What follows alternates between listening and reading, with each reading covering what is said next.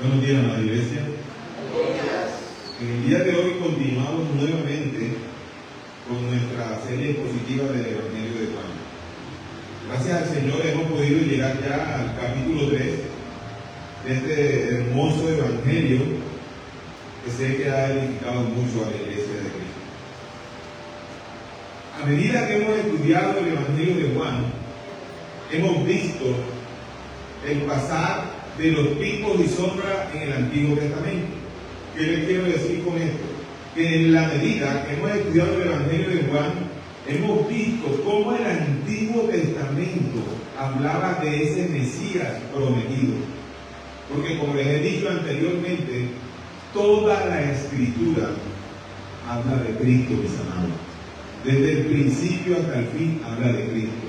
Bueno, Juan nos ha mostrado cómo Cristo había sido prometido, cómo había sido prometido a un Juan el Bautista para que anunciase al Mesías. Ha sido pues maravilloso cómo Dios nos ha llevado a través del estudio en este Evangelio.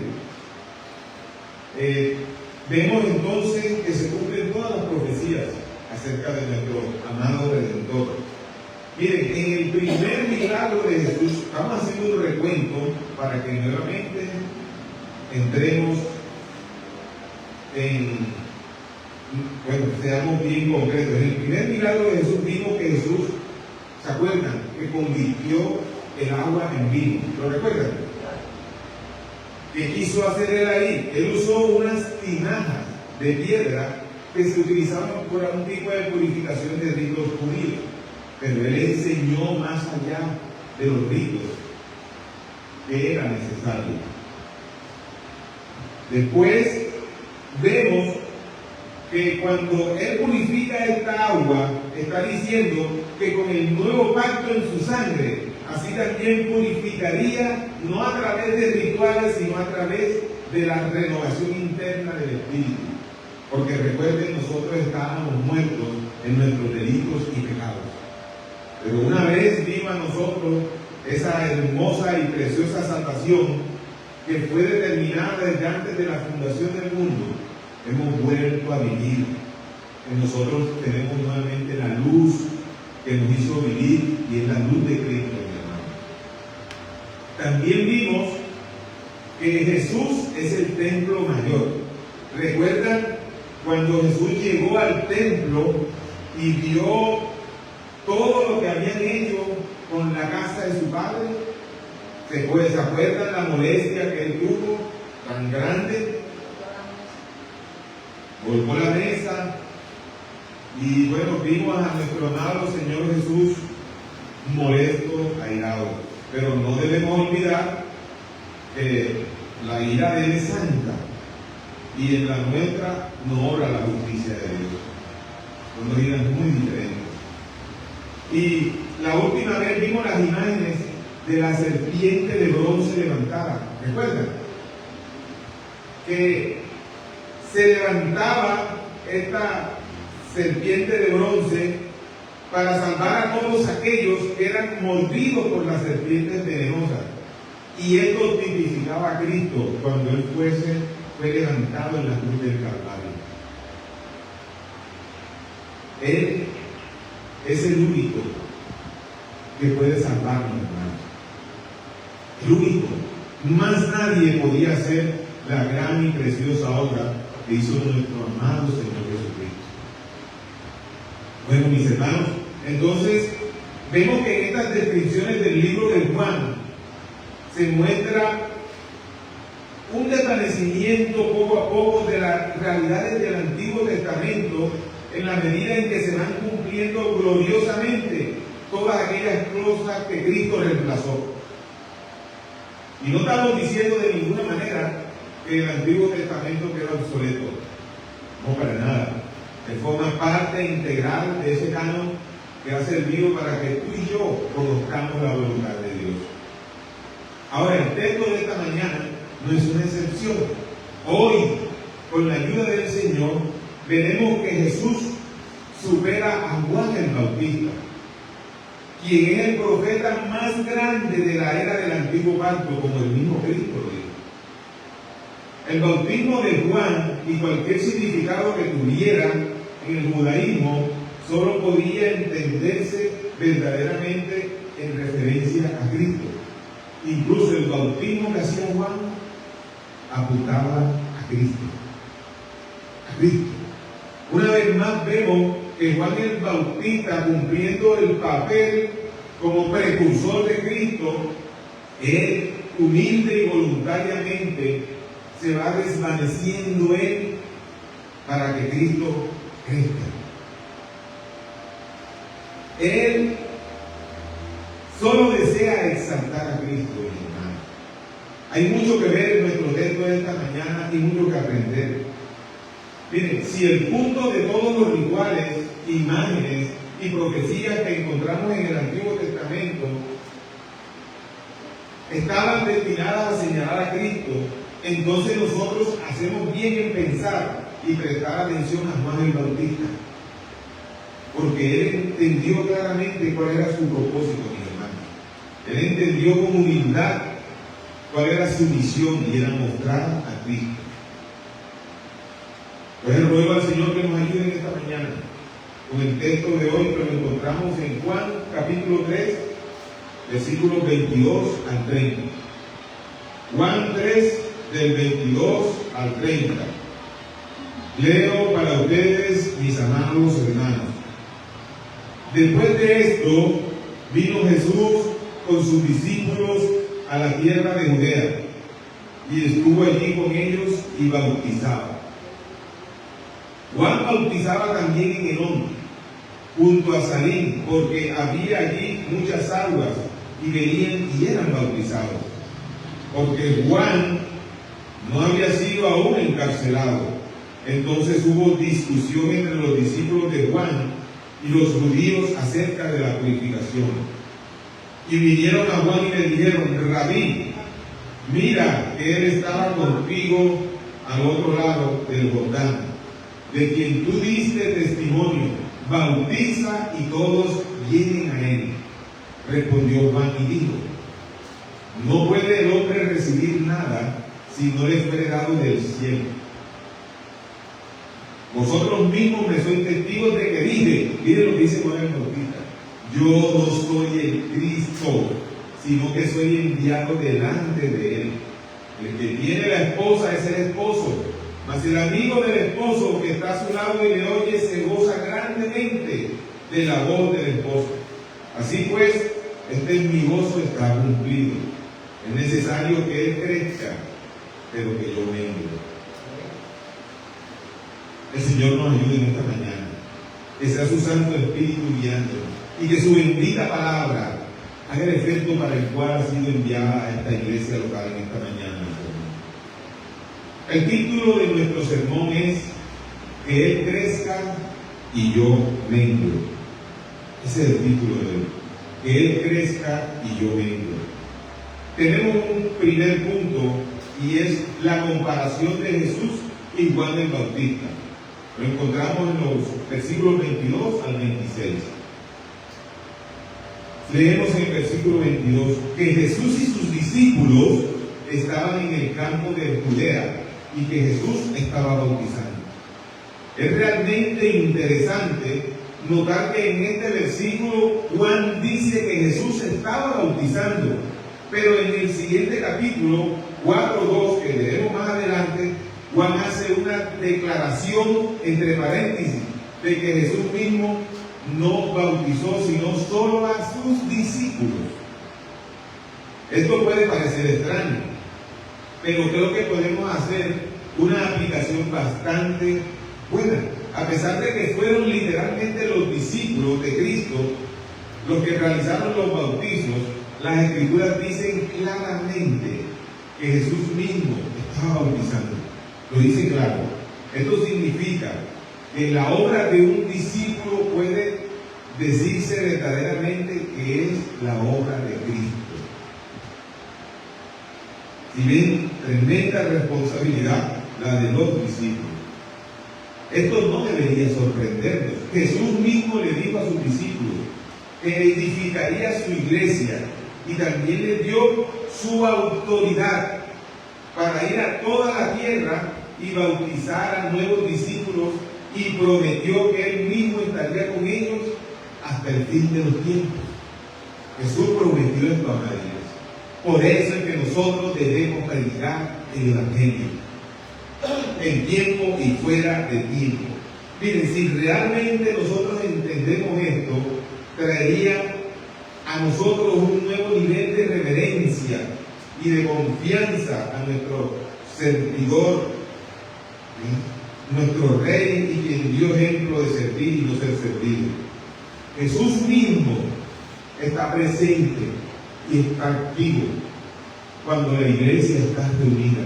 Su Espíritu está entre nosotros, entre los que amamos a Cristo, porque Él prometió que no nos dejaría, y mucho menos cuando estemos predicando sus palabras de vida eterna.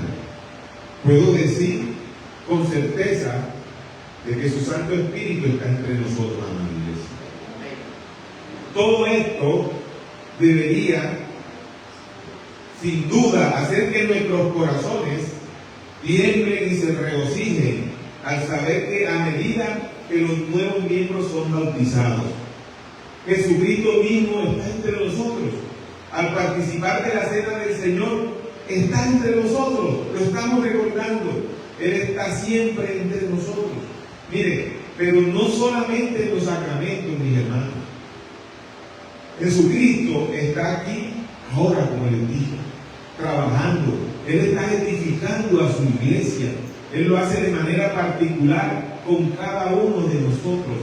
Su palabra es espada de doble filo que penetra a lo más profundo de nuestra existencia.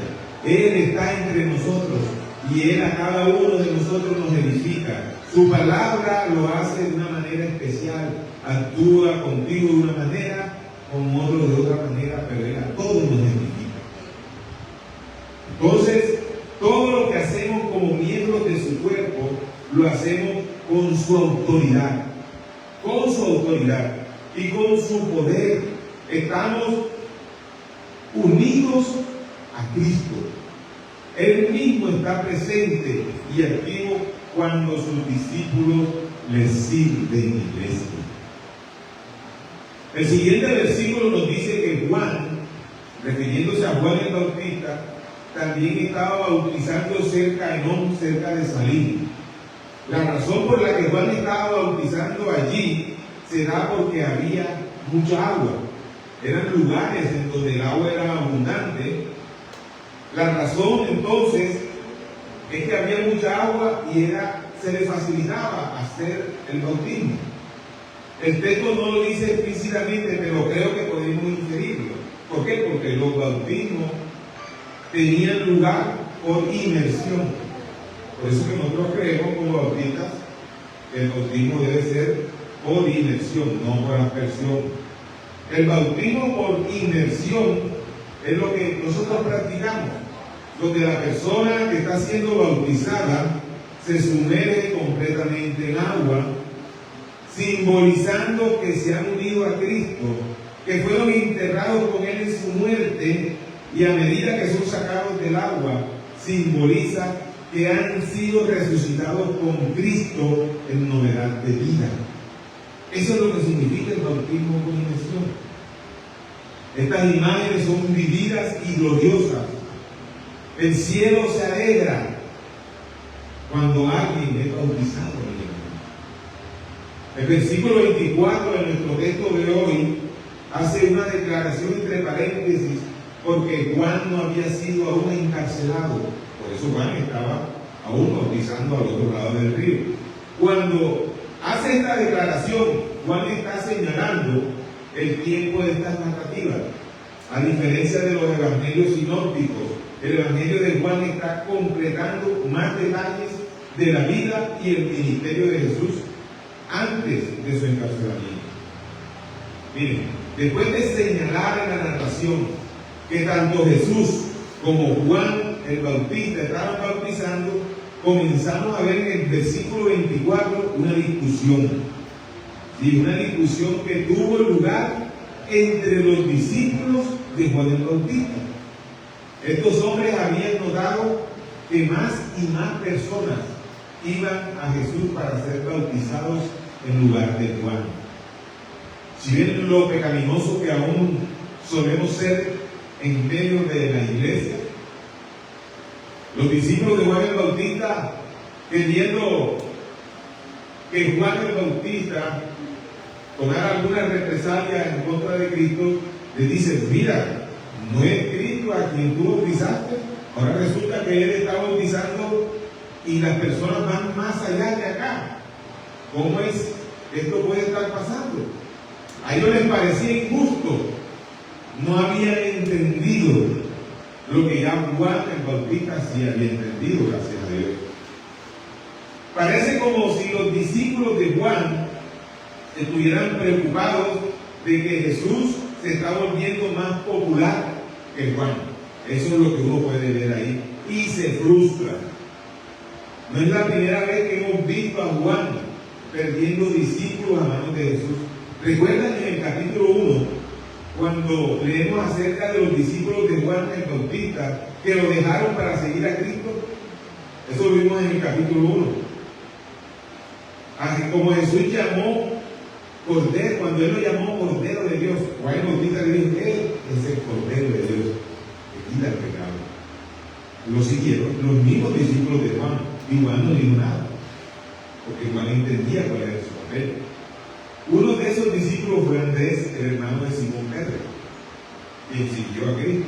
Aquí en estos versículos, los discípulos de Juan parecen resentirse del hecho de que, dado que él había dado testimonio de Jesús, el ministerio de Juan estaba estancado y el de Jesús estaba creciendo.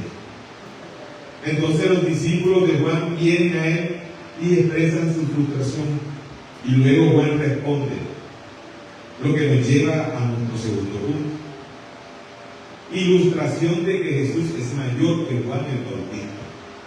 Lo vemos entre los versículos 27 y 30. ¿Qué responde Juan el Bautista? La respuesta de Juan no debería sorprendernos, y no debería haber sorprendido a sus discípulos. Si realmente hubieran entendido la naturaleza del ministerio de Juan como el precursor del Mesías, habrían reconocido que la creciente popularidad de Jesús era buena y necesaria, y que Juan el Bautista menguaría en el fondo también era buena y necesaria. Entonces vemos aquí que Juan el Bautista no estaba para preparar a sus discípulos y enseñarles todo lo que él ya sabía. Todo eso le correspondía a nuestro amado Señor y a sus discípulos. Afortunadamente Juan el Bautista entendió su llamado y le da una respuesta consistente a sus discípulos, una respuesta llena de humildad que ya hemos visto en este punto. Pero vale la pena volver a leer la respuesta. Respondió Juan y dijo: no puede el hombre recibir nada si no le fuere dado del cielo. ¿Qué está diciendo Juan? Que cada discípulo que iba a Cristo, el Padre se lo había dado al Hijo. No puede entonces, vosotros mismos, le dice Juan a ellos, me sois testigos de que dije: yo no soy el Cristo, sino que soy enviado delante de él. Pero los discípulos no lo entendieron, los de Juan el Bautista. Lo primero que Juan el Bautista dice es que una persona no puede recibir ni una sola cosa a menos que el cielo no se la dé. Esto puede parecer una repetición de la doctrina del nuevo nacimiento que leímos al comienzo del capítulo 3. Es imposible ver o entrar en el reino de los cielos a menos que uno nazca de nuevo. ¿Se acuerdan de Nicodemo? Juan estaba hablando más específicamente sobre el llamado ministerial que Dios da a su pueblo. Eso estaba hablando. No son los hombres los que deciden cuál será su papel o don en el reino de Dios, sino Dios mismo. Juan está señalando una verdad que Pablo explicaría más tarde a la iglesia de Corintios. Mi hermano, el reino de los cielos no se trata de lo que yo quiera hacer. hacer, sino de lo que Dios ha determinado que hagamos en su iglesia. ¿Cómo explica el apóstol Pablo en Corintios 12, 4 al 6? Leemos. Ahora bien, hay diversidad de dones, pero el Espíritu es el mismo. Y hay diversidad de ministerios, pero el Señor es el mismo. Y hay diversidad de operaciones, pero Dios que hace todas las cosas en todos es el mismo. Miren, Juan el Bautista reconoció que la única razón por la que tenía un ministerio para comenzar era porque Dios mismo lo había elegido y lo había llamado a ser el precursor de Cristo. Como ya hemos mencionado, la naturaleza de un precursor es preparar el camino y exaltar a aquel que viene después de él. Ese es un precursor. Y eso es exactamente lo que Juan el Bautista hizo. Pero podemos aprender mucho de la respuesta de Juan. Debemos ser muy humildes y agradecidos y lentos para quejarnos de los llamados y dones individuales que hemos recibido en el reino de Dios. ¿Cuál debería ser nuestra actitud humilde frente a la voluntad de Dios al designar funciones diferentes en el cuerpo de Cristo? ¿Cuál debería ser la actitud de los miembros de la iglesia? Bueno, en primer lugar, debe mantenernos alejados del orgullo. Esa debe ser la actitud de la iglesia. Cuando un hermano que tiene un don, Dios le ha dicho, le ha preparado para que ponga ese don al servicio de la iglesia. Y no decir, ¿y por qué no a mí? Y enseguida a crear discordia en la iglesia. Miren, es que todo lo que nosotros tenemos, cualquier habilidad que tú y yo poseamos, cualquier capacidad para entender y ministrar en la iglesia, nos es dada de acuerdo a la voluntad de Dios. Ni siquiera es tuya. No tenemos lugar entonces para la arrogancia ni la jactancia, mi hermano.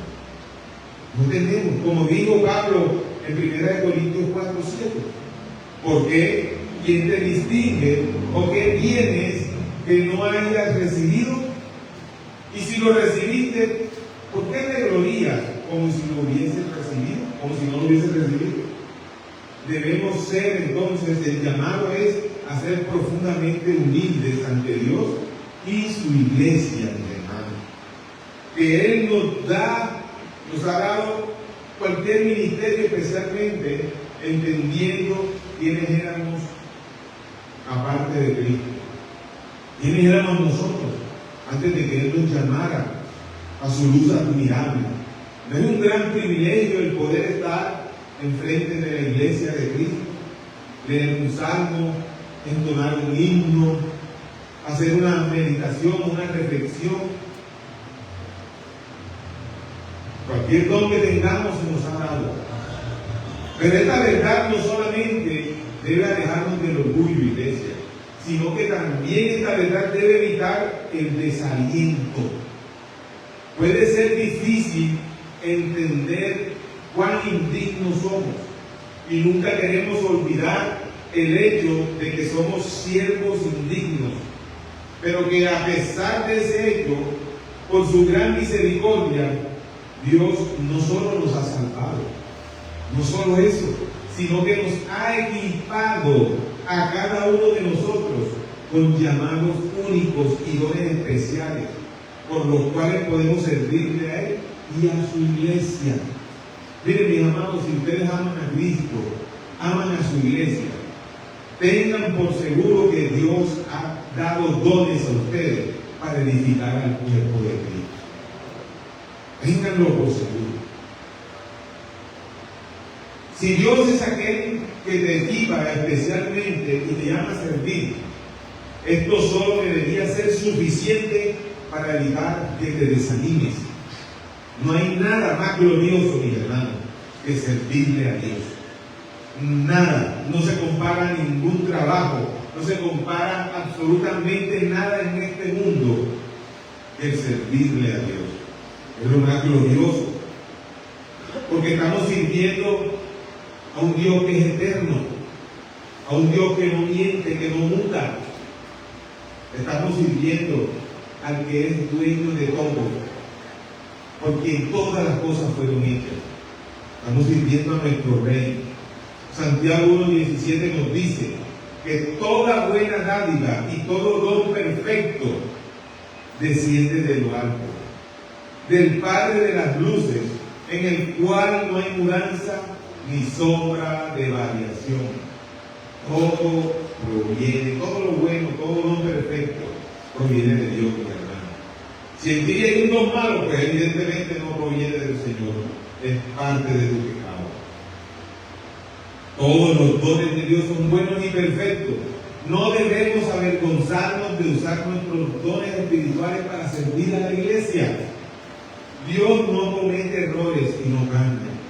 Esto debería darnos a nosotros la confianza de servir, y no solamente servir con gran humildad y gratitud, hermanos. Con gran humildad y gratitud. Juan continúa dando una ilustración de su papel que muestra claramente que Jesús es mayor que él. Dice, el que tiene la esposa es el esposo, mas el amigo del esposo que está a su lado y le oye, se goza grandemente de la voz del esposo. Así pues, este es mi gozo está cumplido. Es necesario que él crezca, pero que yo mengüe. Esta ilustración de Juan que él usó habría traído a la mente imágenes del Antiguo Testamento. Con este objeto, lo dijo Juan el Bautista, hay muchos textos que hablan de un día en que Dios mismo se casaría con su pueblo. Él sería su novio y su pueblo la novia. Un ejemplo lo encontramos en Isaías 62:5.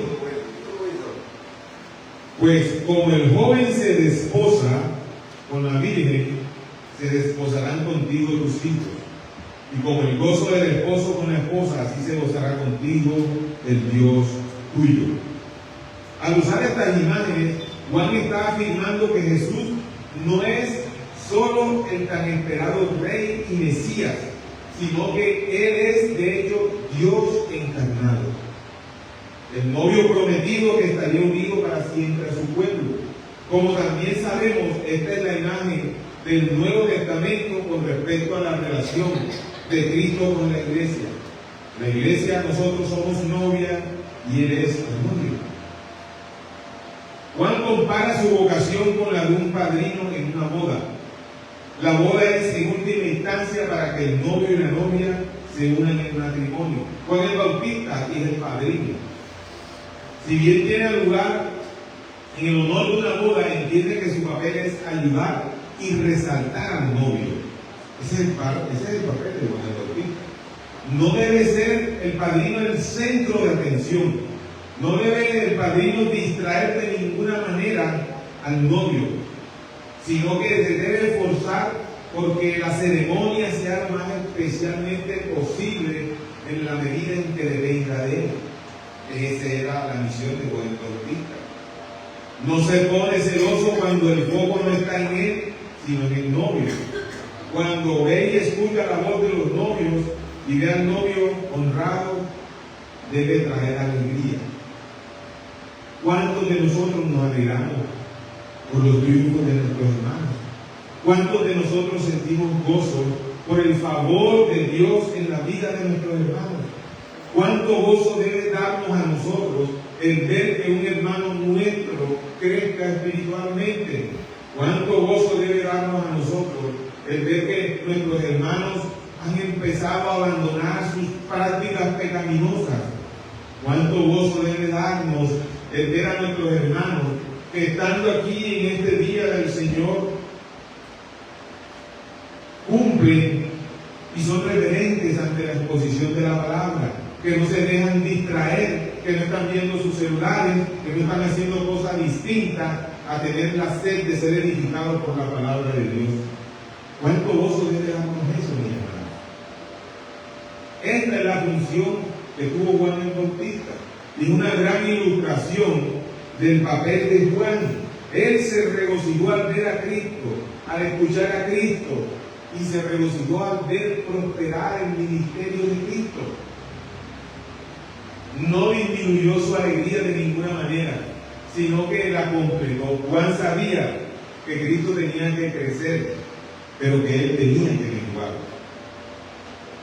Nosotros estamos llamados a menguar en nuestro carácter desprovisto del Evangelio.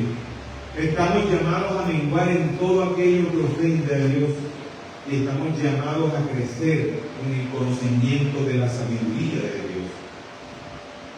Esto debería enseñarnos a nosotros y regocijarnos cada vez que la iglesia de Jesucristo prospera, donde quiera que prospere, porque la iglesia de Cristo es universal, no solamente es la iglesia de Pueblo Nuevo.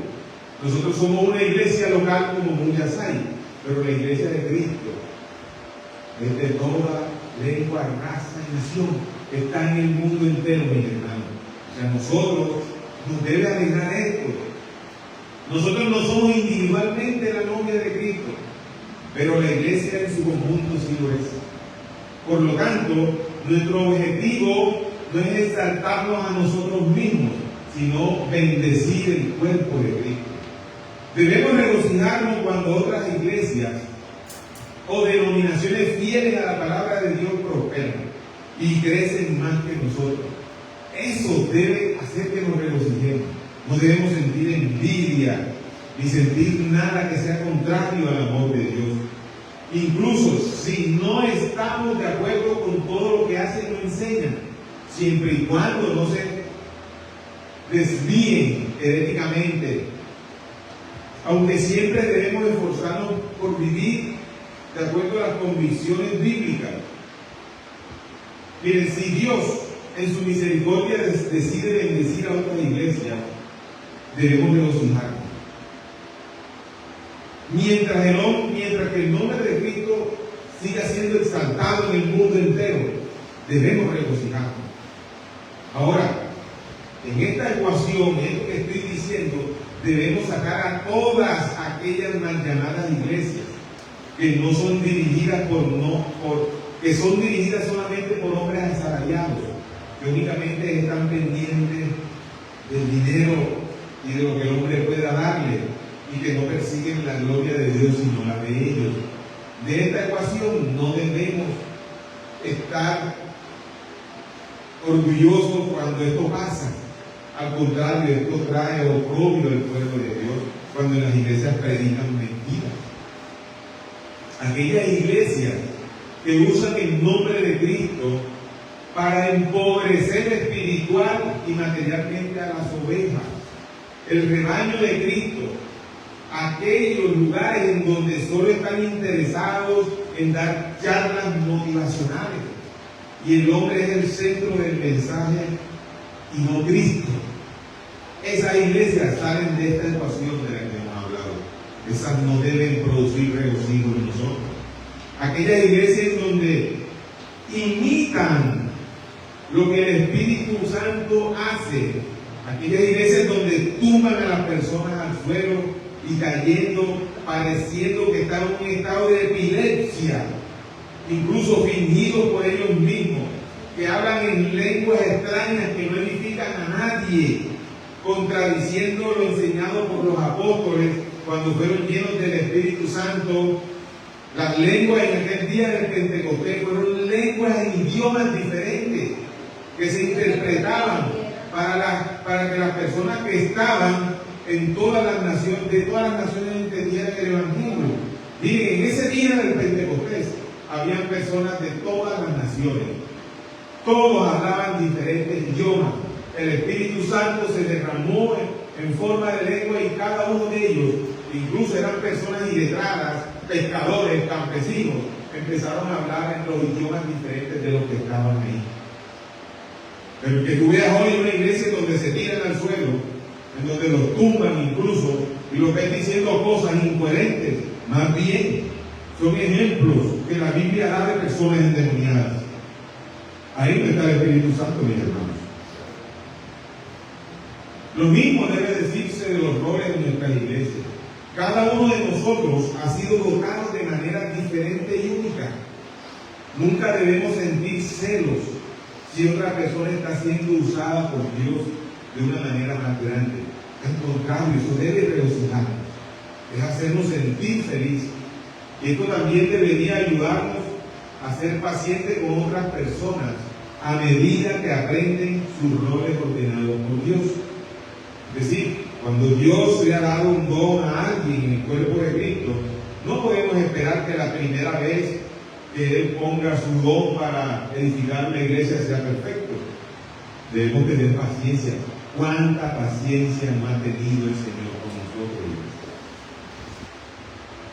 De hecho, nuestra unión con Cristo, quien es nuestra cabeza, y los otros miembros del cuerpo de Cristo es tan profunda que debemos sentir que somos uno solo con ellos.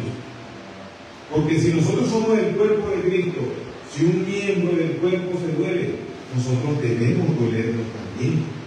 ¿O acaso cuando a ti te duele un dedo del pie, no te dueles tú con un dedo? Entonces, así como Juan el Bautista menguó y menguó, Cristo fue creciendo, exaltado. En cierto sentido, nuestra individualidad debe menguar cada día, mi hermano. Cristo dijo: aprended de mí, que soy humilde. Ese es nuestro mayor ejemplo, manso y humilde. Mis hermanos, seamos fervorosos para defender las verdades del Evangelio. Seamos fervorosos por ser fieles a la predicación del Evangelio. Pero seamos humildes, tranquilos, para con el cuerpo de Cristo. Ese es el mandato que hay para nosotros. Miren, la unión que nosotros sentimos con Cristo y su iglesia debería afectarnos profundamente. Vemos esta unión vital expresada también por el apóstol Pablo en 1 Corintios 12:26. Dice: de manera que si un miembro padece, todos los miembros se duelen con él. Y si un miembro recibe honra, todos los miembros con él se gozan. El mismo gozo que Juan el Bautista sintió mirando a Cristo cuando Cristo crecía en su ministerio. Así debemos ser todos, mis hermanos. Esta debería ser la norma de nosotros. Nuestro mayor gozo debe venir cuando Cristo sea glorificado y su iglesia prospere. Ya Cristo está glorificado y su iglesia está prosperando. Él prometió que su iglesia prevalecería, que nada, absolutamente nada nos arrancaría de su mano. Eso debe producir un gran gozo. Así como Juan reconoció que Jesús era más grande que él, nosotros necesitamos entender que Jesús es más grande que nosotros, iglesia. Amada iglesia, ahora en este momento yo quiero dirigirme a los no creyentes. Querido prójimo, si hoy has escuchado este mensaje, si estás aquí entre nosotros, nos estás viendo en la transmisión, te digo lo siguiente: el texto de hoy nos demuestra que aun siendo Juan el Bautista el más grande profeta anunciado por Cristo mismo, debemos tomar lo que se nos enseñó y lo que se le enseñó a los discípulos cuando Juan señaló a Cristo como el único en quien había salvación. Solo en Cristo hay salvación, hermanos. No hay salvación con nadie más, solo en Cristo, quien es santo, puro y justo. Solamente hay salvación en aquel que fue a la cruz del Calvario hace más de 2000 años y murió por la culpa de tus pecados y los míos. Es necesario que te arrepientas. Si estás aquí entre nosotros hoy y no te has arrepentido, debes arrepentirte de tus pecados. O si nos miras, debes arrepentirte de tus pecados. Y debes creer por fe que Jesucristo es tu Salvador. Debes creer que Él viene del Padre para que descanses de hacer tus buenas obras, que solo son una abominación para Dios si no amas a su Hijo. Cree en Cristo y serás salvo. A ti, amada iglesia, quiero decirte, mengua más cada día. Cada día abandona más y más tu pecado. Cada día renuncia más a todo aquello que desagrada a Dios. Y eso lo vamos a ver aquí en la iglesia. Si tú eres esa persona que cada domingo que viene está más gozosa con el cuerpo de Cristo, respetas a tus hermanos, amas a tus hermanos, iglesia, mengua, confía solo en Cristo, limpia cada día más y más tus labios para que no salgan de tu boca palabras obscenas y que desagradan a Dios. Iglesia, abandona los malos pensamientos y todo lo del mundo y que el mundo te trae y te aleja de Cristo. Ama a tu hermano, iglesia. Ama el servicio que tus hermanos hacen por ti. Porque fue Cristo mismo quien nos ordenó servir a la iglesia. Alégrate, iglesia. Alégrate cuando tú ves que un hermano que te está sirviendo, Dios lo está usando. Alégrate, porque fue Dios quien te plantó en esta iglesia. No fue el pastor ni fue ningún hermano. Fue su palabra la que te plantó aquí. Regocíjate, porque Cristo nos salvó, amados. Así que regocijémonos todos en Cristo. Dios te bendiga.